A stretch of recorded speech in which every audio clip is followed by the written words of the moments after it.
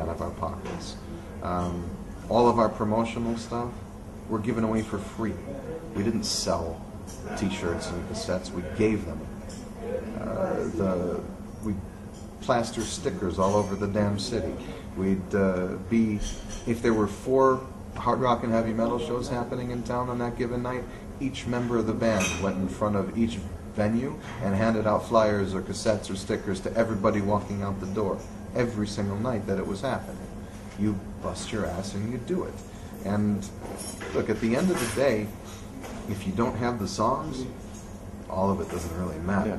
So first and foremost, concentrate that you have the strongest grouping of material that you can put together. But once you do and you feel confident about it, put your life behind it.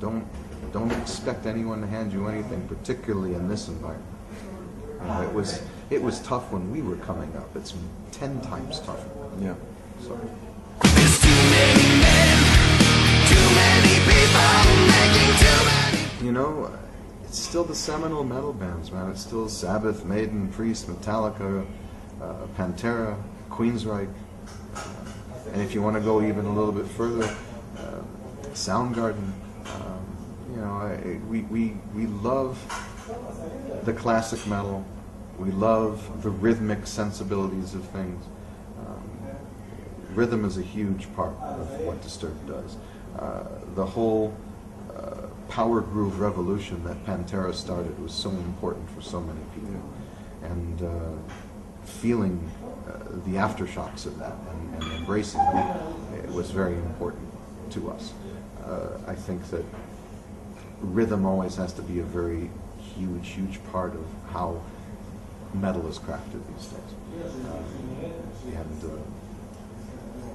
Those seminal metal bands, the Maidens and the Priests, they had that melodic, huge quality to them, and even your Metallicas, they never forsook a chorus. They never, laid back on anything, and they gave you those moments of incredible intensity. I mean, those are the guys that we look up to. Those are the guys who, some of which these days we can call our friends, which is a surreal enough thing in and of itself. But it's a very interesting turn of events to be able to share the stage with people you looked up to as a kid, and to be spoken about in similar conversations. And it's very, very humbling and kind of hard to swallow at times. It's very surreal.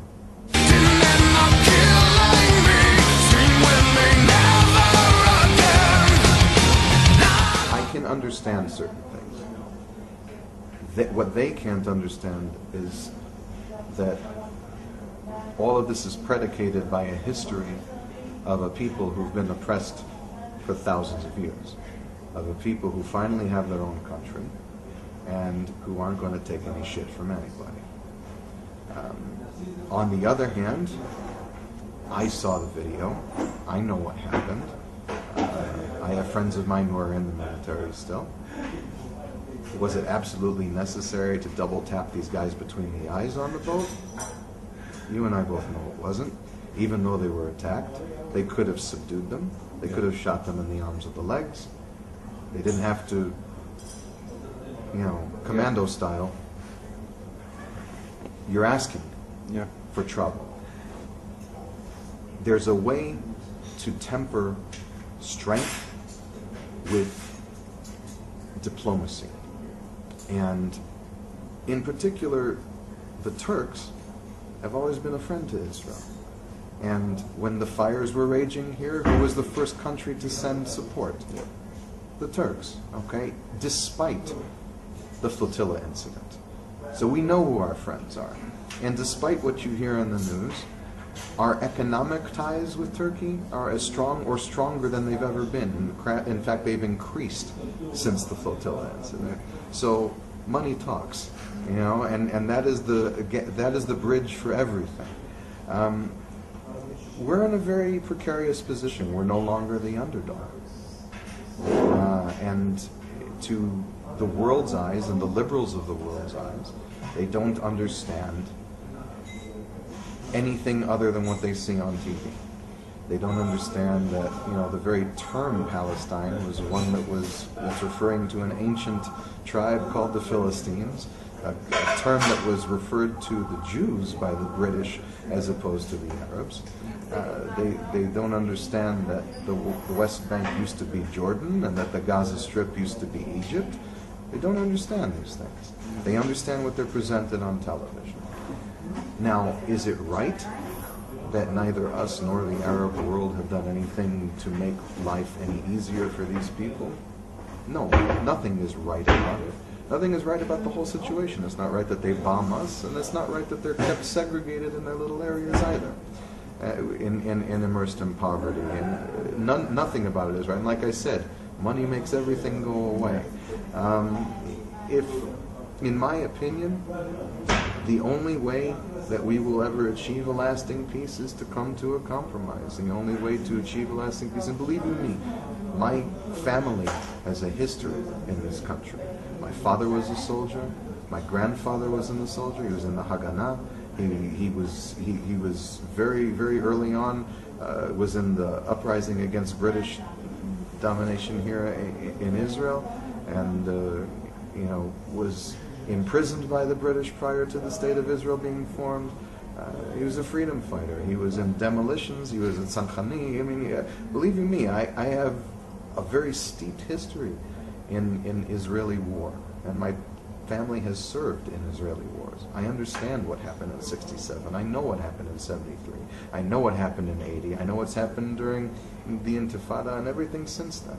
I'm very well versed in it. However, what you can't get around is that the world will always support the underdog. That's just the nature of the political environment. And we have put ourselves into a position where we are perceived as, whether it's real or not.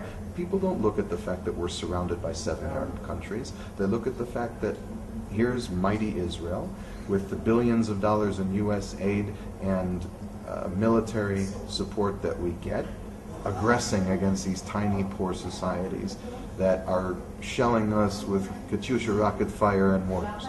Okay, that's all they see. That's all they see.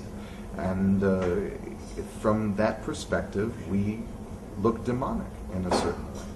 And the only way to change it is to come to compromise.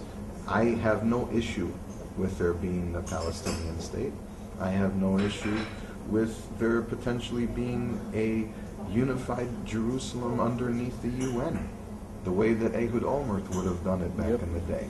And let the UN reside over Jerusalem, let it be a state, a city that is a capital for religion for all people, for Christians, Jews, and Muslims. And it won't be a capital to anyone other than to God. And let them worry about it. Once you define borders and you give them what they want, and then you can start having commerce with them. Then you can start trading with them. Then all of a sudden the tensions go away. And then if there's a transgression, it's not an act of why am I forgetting the word? Of terrorism. It's an act of war. Okay? And then you're not doing something that's underneath things. It's way out in the open. And if something happens in Jerusalem in particular, if it's a UN occupied territory, then you have the entire United Nations and the rest of the world to contend.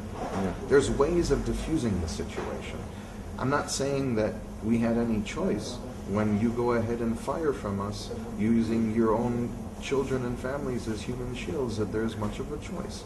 Okay, you have to defend yourself. You can't just allow our people to be subject to mortar fire and rocket fire. And it's impossible to win a war in those situations. They've been very, very good at manipulating the media. They've used it to their advantage, and I think that we need to be smarter about it. It can't always be, first might and reaction. We need to learn to play the game a little bit, and just be smarter about it. Not to take any shit, not to back down, to still be strong, but to be diplomatic about it. And there is a way. We just need to recognize it and diffuse any religious aspect from it, to diffuse any, I know everybody's lost lives on both sides, and the time has come for compromise. I hope that people eventually see the wisdom in that, and that they do what they should.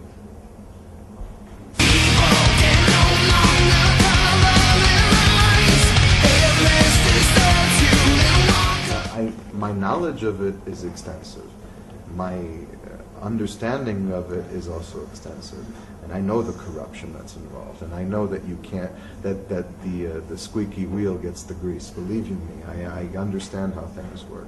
And I want no part of it whatsoever. I would not be able to look in the mirror every day and see myself and live. It's a very deceptive, corrupt way of living. And you have to make tremendous compromises to your person and to your own value system in order to affect any sort of change. Yeah. I'll support a cause, I'll stand behind something, but I'll never run for public office. You're not the first person to approach.